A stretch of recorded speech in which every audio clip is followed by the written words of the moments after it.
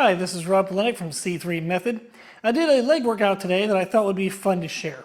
I did less total working sets, but I did more work within each set. I actually was focusing on cluster sets today. I was doing them in a unilateral style and then also a bilateral, meaning you're using both legs.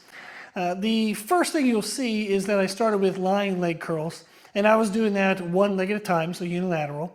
I started with a weight that I could do for about 10 reps on each leg with good technique. If I was willing to have a little bit of shaky technique, maybe I could have gone 11th or a 12th. But the goal was to do really solid technique for a max weight for a certain number of reps. So if you try this technique, you can try it with 10 reps.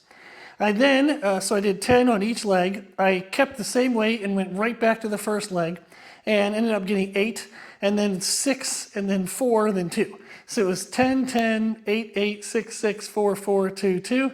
That was a really good way to get everything warmed up. I then added weight. I think I did a 10, a 7, and then a 4. I added weight and then maybe like a 6, 4, and 2. Kind of forget a little bit at this point. But the idea was that I did one limb, then the other limb without any rest, went right back to the first, then the second without any rest, then to the first, and then the second. So that was essentially like 3 cluster sets with back-to-back no rest. That is a fun technique that you can use. You don't need a total normal volumes of working sets. So if I were normally to do say 3 or 4 working sets, maybe with this technique I only need maybe 2 or 3.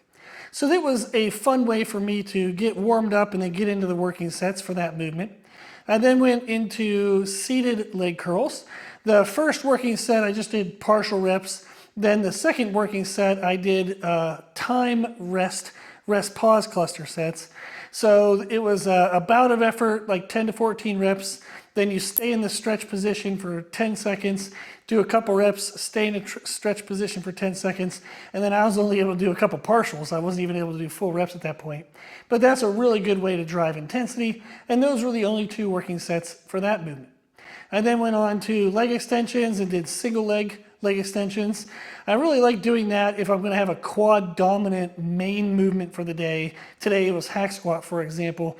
Since that's going to be bilateral using both legs, I like having some kind of unilateral component in there, especially for a quad focus, that way you can develop balance between the quads.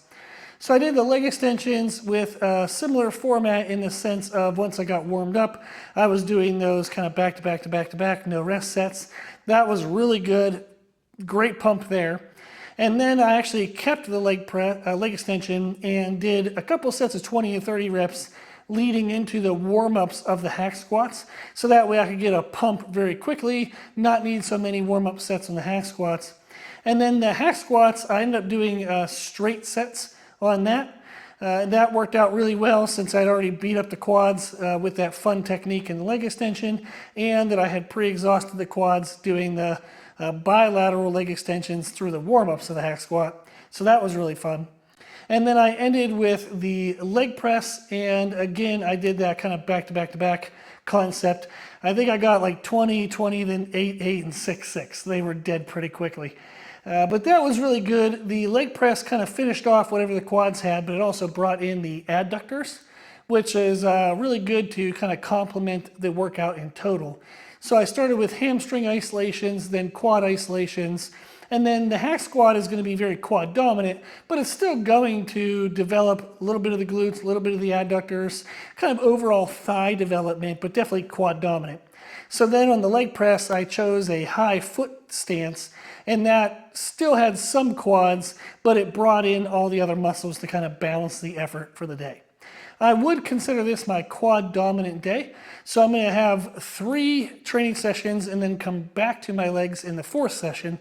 And that one will be more posterior dominant. So that might involve an RDL or some type of low bar squat. It's usually going to be something that if I have a compound movement, it's more full thigh based, not quad focused.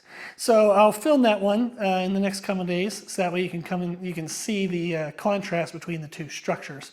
But I thought this workout would be fun to share. That way you can give that technique of the unilateral movement, kind of back-to-back-to-back cluster sets try if you've never tried it before.